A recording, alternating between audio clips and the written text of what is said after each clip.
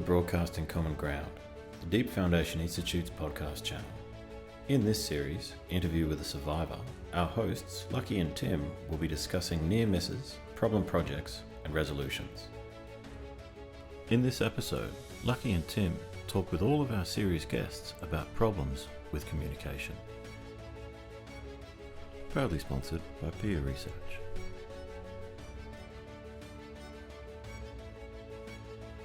Billy Camp.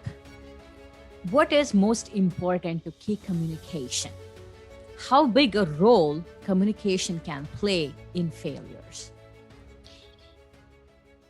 Boy, communication is something that has been a topic of discussion my whole career, and it's always something that engineers need to do better, and it's something we struggle at. And it's changing, right? I mean, we've gone in my career, we've gone from hard copy reports, and if it's in a big hurry, you send it overnight, and then eventually we started faxing them, and now a lot of our communication's email, and we have more communication now than we've ever had before. So how much of it is actually getting heard? How much is getting read?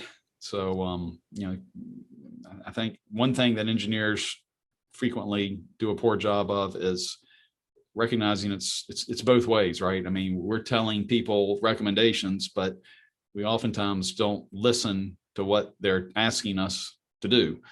So listening is an important part of communication, probably more important than the writing or speaking part. Billy, it's interesting. You didn't say in those communication, you didn't say anything about phone calls. Now, I want to share a very brief comment. I was just talking to a few engineers within in-house yesterday, and I proposed that we call each other more often, so that within our company, a lot of our company work remote, and I suggested that they get to know each other by calling. You would have expected that I had asked them to jump into ice cold water or something. This look of fear came over them. Well, what would you say? Kind of list the most important modes of communication and perhaps the least effective, if you would. Where would you put phone calls, and where would you put texts? As Billy Camp, this former GI president. Well, it depends on what you're trying to communicate, right? I mean, if you're trying to communicate an emotion, it probably needs to be face-to-face conversation. Now, and you've heard the statistics, right? The statistics are that 60 to 70% of communication is nonverbal. Yeah. I don't know. I may have gotten, and of course, 90% of statistics are made up on the spot, but keep going. Well, so if you're just trying to communicate a design, well, I got to believe that a drawing is the best way of doing that. If you're trying to communicate how you feel about something, you're gonna be hard pressed to do that in a. Well, I mean, there's some people can do it in writing, but it's gonna be a lot easier to do face to face. So I agree. It depends on what you're trying to communicate, I think, is what mode is best. Very good.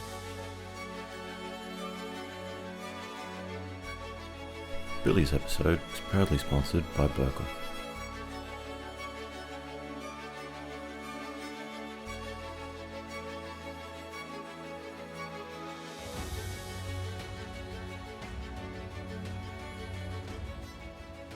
Code Wissmann.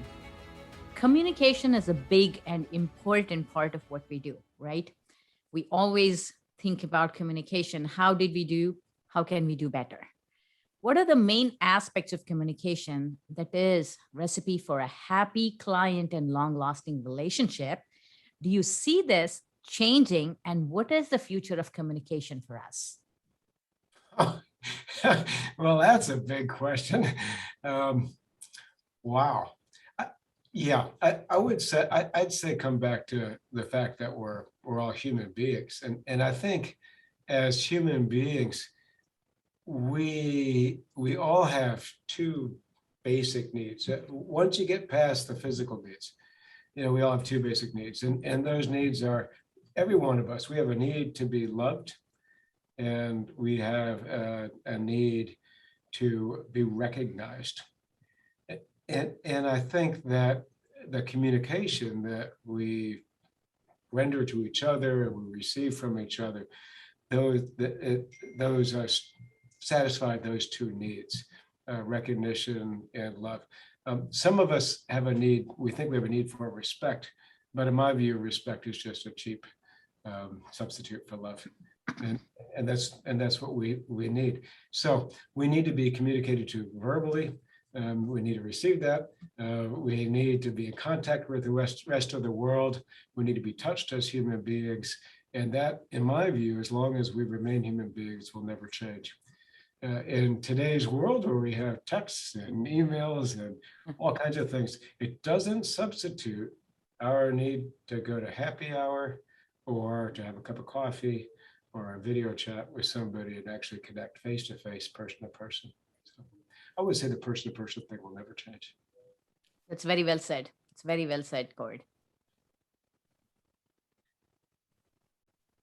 Cord, in terms of just business communication, do you see that your clients are getting more demanding? Yeah, there was a time when you said, "Hey, on my cell phone, leave a message." Now it's instant text, and they're looking for the reply before they put their phone down. Do you see this driving your company? Yeah, we see that for sure. I mean, the speed of life is definitely faster than it used to be. There's no question about that. The required speed of response is way faster.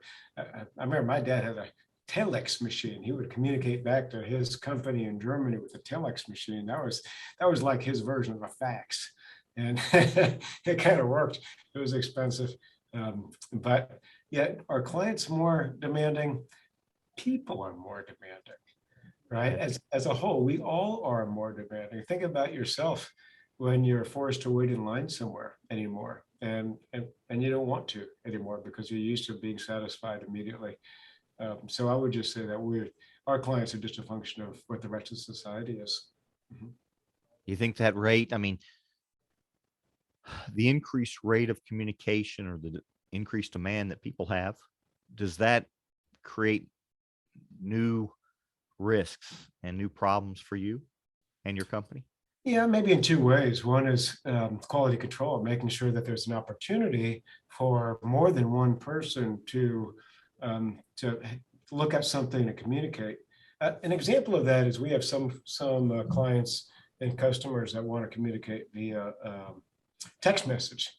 And our company philosophy is that's fine, they can do that, but we return that communication by email. And the reason we do that is because then you can automatically include more people.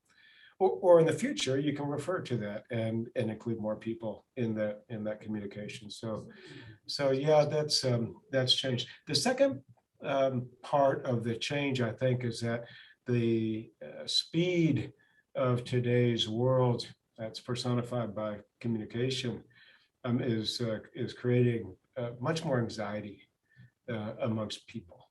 And you see that in our children's generation, at least my children's generation, and just there's much more anxiety, and I think there's much more anxiety amongst our employees. And so finding ways to address that anxiety that in no way is your creation. It's not a creation of the job. It's not a creation of anything that you're doing as a company, but it is a creation of the world that we live in. That's a conundrum for all of us as well. Cord's episode was proudly sponsored by Geostructures.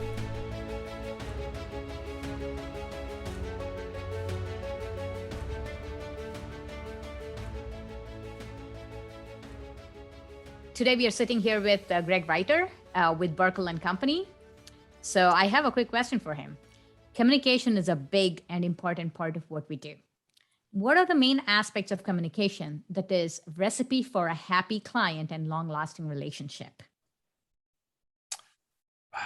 I would say the key is understanding what the client needs and marrying that up with what you're going to provide the client, and having an understanding of what gaps there might be between what you're offering to provide and the ultimate needs of the client, so that they know if there's other items that items that you don't perform, let's say if you're a contractor, but that will need to be performed to generate a complete project for the client, that they understand that and can plan for it, and communicating that as early as possible so that they can make arrangements to close those gaps before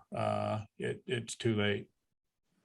Do you see this changing, and what is future for communication?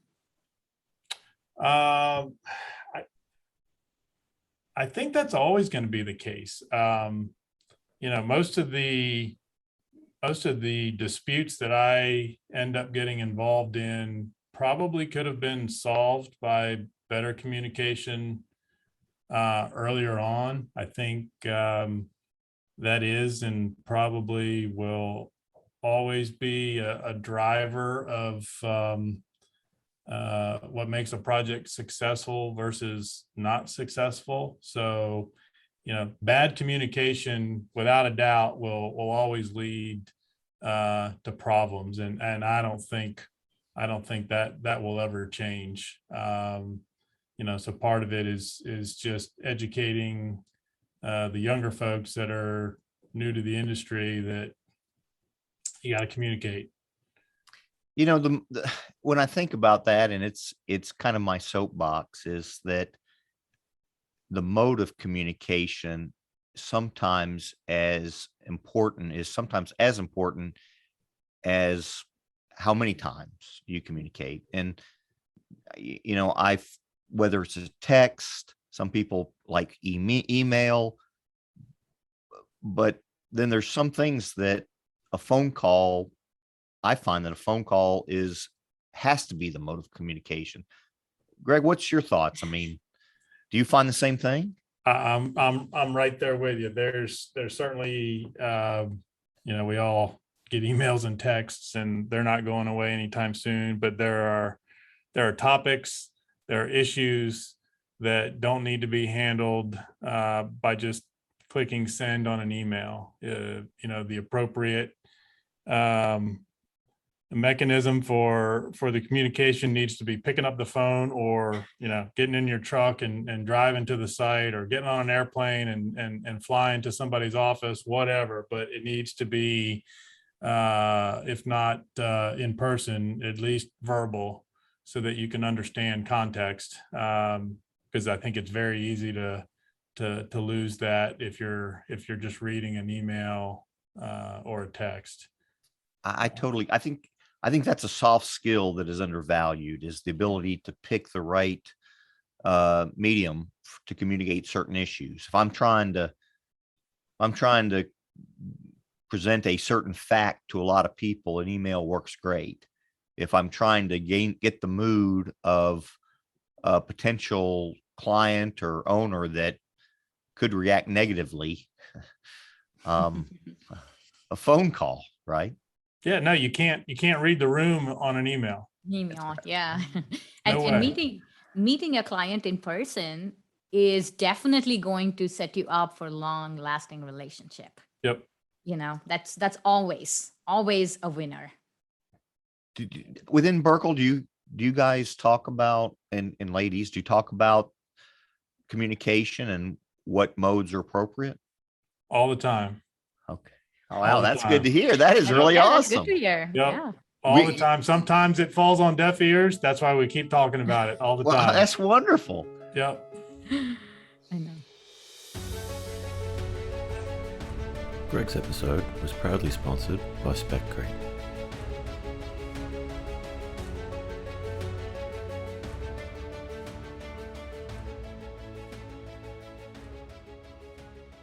Cassandra, communication is a big and important part of what we do, right?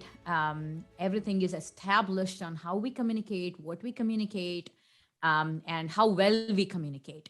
So, what are the main aspects of communication that is a recipe for a happy client and a long lasting relationship? If I give away my secrets, Lucky, how am I going to, have job security moving forward? No, just all seriousness, kidding aside. So communication with the client for myself as well as for GZA has been responsiveness and listening. You learn when you're talking to your clients and listening to your clients and having those conversations, they are trying to convey to you a message of need. A lot of times they have a problem. And your ability to digest and listen to what they're saying to develop scope is critical to winning a project, developing that relationship, and being able to express that you heard them, right? So you should only be doing about 20% of the talking when you're speaking to your clients, because otherwise you're not going to capture their need. And if they're able to express even in the most general sense of what they need, you can then elaborate and say, it sounds like you need this, or it sounds like you need that.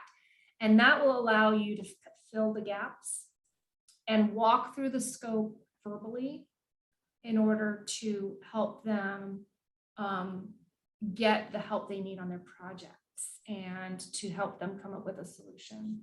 Makes sense. The other thing I find, and this comes with time, and I was mentioning diplomacy, but communicating with your audience or your client or even your staff is the selection of the words that you're using, right? So the words that you're using can have a really significant impact on how you are motivating your people or your team, or speaking to a client, right? And different words have different impacts on people. So selecting the right words are really going to have an important effect on them. Some people are more emotional and some people are more, action driven. So coming up with that combination, the selection of words, even in your email and written correspondence is absolutely key to maintaining strong relationships. That's very true. Well, Cassandra, now that you say that, are you more than, if you have an issue and talk to your client about, are you more inclined to send a text or make a phone call? Phone call. Why? Mm-hmm. You can hear their tone.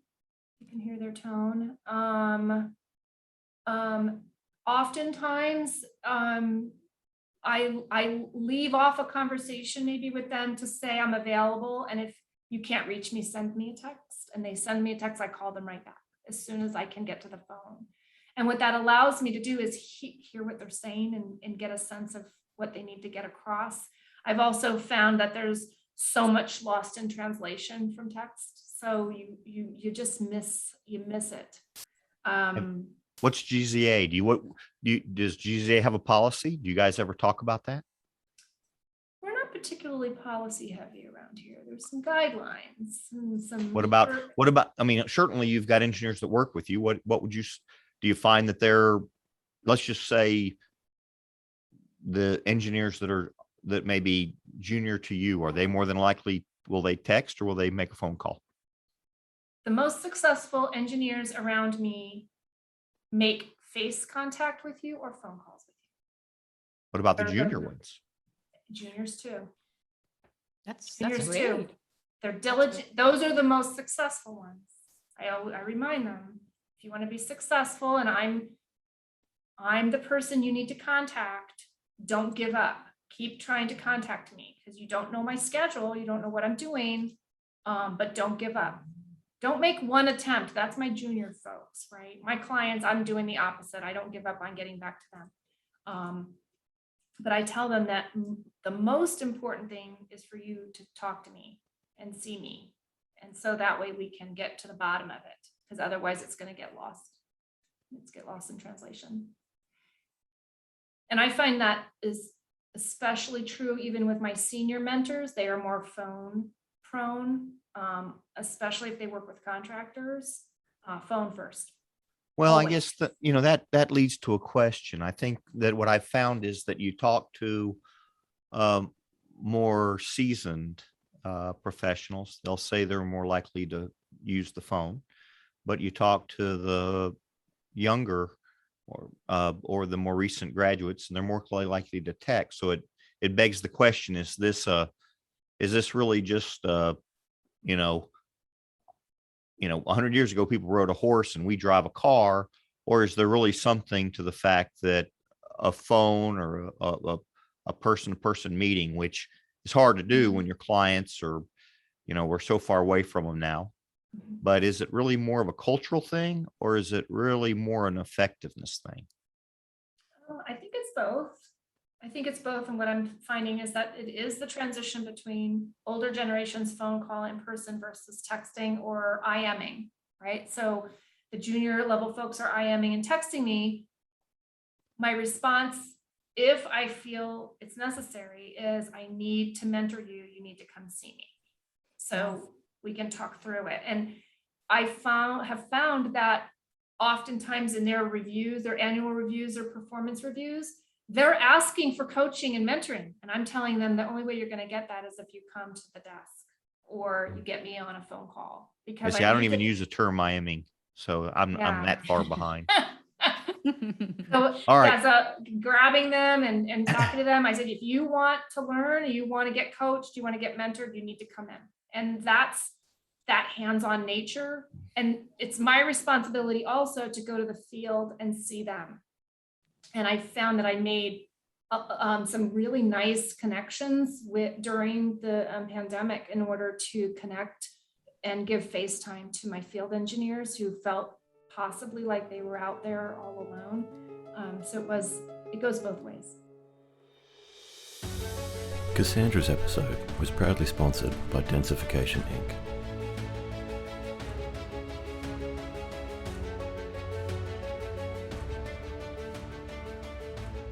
David Wilshaw.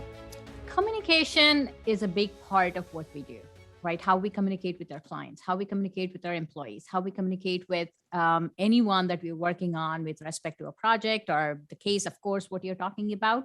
What would you say the main aspects of communication that is a recipe for a happy client and also a long-lasting client? That's a great question. So I would, it depends on what you're trying to communicate. I think on the commercial side, again, I've been doing this a few years, clients get upset when the projects are late and over budget. Doesn't matter what you're probably in many areas of life, that's a truism. So I think if you're communicating early to your client and, not being embarrassed about calling them saying, listen, what we're finding here, we're dealing, again, I'm particularly talking in a geotechnical context, is we're dealing with the ground. The ground is not all the same everywhere in the world. So we don't know what we're going to find when we explore your site. I think the worst thing I've seen is where, a geotechnical practitioner finds some really not beneficial ground conditions, sends a report out saying, hey, here it is, you're going to need piles. And then there's the invoice, whereas I remember I've got a great lucky story. So this is a lucky story from, we were building a car wash. We were working for a guy building a car wash in Orlando. And we did actually, Lucky did that quick and early communication. She told the client, you have organic soils under this site. It's going to cost more money to build a retaining wall because of it. So he called a site meeting. He wasn't having any of this.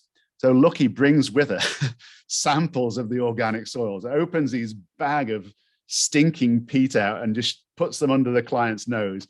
And he loved it. He just couldn't visualize what was being told in emails and telephone calls. But when Lucky bought those bags of organic soil out and he smelt it, then he got the message, So I think, we just can't send a report out and hope that, they don't ask a question. We're there to answer questions. We have to answer those questions as the project goes along. So that's part of the communication as particularly as geotechnical specialists. Do you see, I know in the last 1 year, things have changed, right? Or I should say 2 years. I think the communication, how we used to communication to our clients has changed drastically. We used to just run to their office if we were in the same state, and then we would sit down with them, have the report with us, and then go through the report with them, before giving that. That was one of the biggest things that we used to do at Universal Engineering Sciences a long time ago. So do you think whatever the change we are seeing, is it evolving in terms of where good engineering is going, or do you think the future of communication is also going to be different? Yeah, another great question about communication. So if we only ever communicate by email, it's email, again, I've seen this as an expert witness, emails read 5 years later can sound completely different to what their intent was. And I know I'm an old guy, and you're going to say, oh, that old guy going to tell us to pick up the telephone. I tell you what, picking up the telephone is the best advice I can give anybody. I think Zoom. I've got clients in the UK. Zoom conferences are a necessity then, but they're great. You see people's facial expressions. You can see if you're getting the message across. You get all those non-verbal communications. So that's one good thing about the last 2 years. Zoom and Microsoft Teams and everything else that's available are tools for face-to-face communication. But I think you'll find that the majority of kind of jobbing geotechnical engineers will hide behind a text message and an email rather than Zoom call a client or even pick up that telephone. I know we all carry them around with them. They're great for sending emails and texts and taking photos and doing TikToks, but picking up that phone, particularly making that difficult phone call, that's something which is the same now as it was when I started my career. Nobody wants to do it. We all got to eat that frog and do it though. To pick up that call, pick up that phone, and make that difficult call, and the client will appreciate it at the end of the day. That's very true, David. I think I'm a big believer of talking to my clients face to face, or at least on the phone. I think that makes a lot of difference, and that actually continues the conversation that you really want to have instead of going back and forth with the emails. Correct. Well, we're the consultant. That's what they're paying us to be. They're paying for our knowledge. So impart that knowledge. Tell them what you know and tell them what you think. David's episode was proudly sponsored by Universal Engineering Science.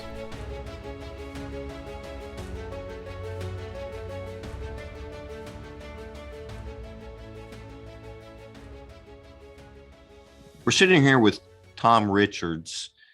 And Tom, we hear about communication being one of the major issues affecting engineering problems. Given your vast experience, what do you see as being a recipe for good communication with the client and a good relationship? Well, I think it takes building trust to get a happy client. And that's done best in person, sit down, real people, just talking about things, talking about the challenges of the job or whatever, and building that trust. Tom, do you see this changing, the communication way of changing? And what is the future for communication you see? I'm far from a communication expert. All the Nicholson guys, gang will tell you that they hated my emails. Certainly, emails was good because you could get the story out to a whole bunch of people at once, but sometimes they're a little tough.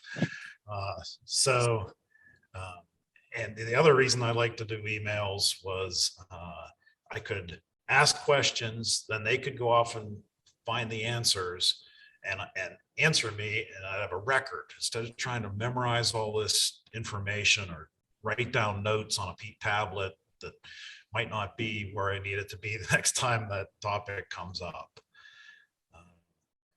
But I think that the Zoom stuff is a great way to do the communication because it's close to in person, and you can at least see what's going on with somebody.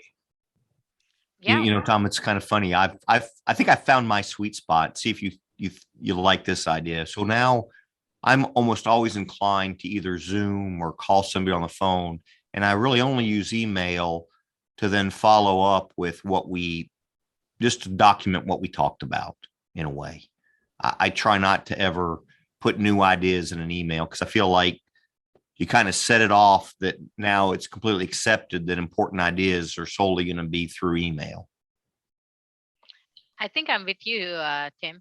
I will let Tom answer that as well, but I think that's the last 2 years has changed everything for our industry, right? Like how we do business. I think that's perfect way, or talk to someone on the phone and then, or on Zoom, and then send them the email to follow up so we don't have any miscommunications. What do you say, Tom? Certainly, people. My email system was frustrating for the people I worked with, and I think that personal conversations are better. Yeah. It's just hard when it's a whole bunch of facts that they may not have the answers for right then. So that it is depends true. on the topic. That is true. Tom's episode was proudly sponsored by Ishbek Titan.